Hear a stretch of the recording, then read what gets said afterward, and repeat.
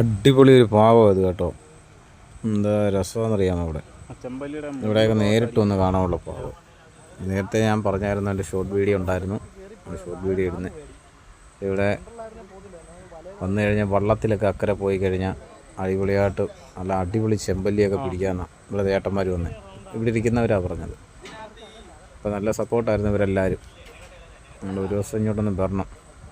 എൻ്റെ സ്ഥലപ്പേര് ഞാൻ പറഞ്ഞിട്ടുണ്ട്, ഒന്നുകൂടെ കാണിക്കാം.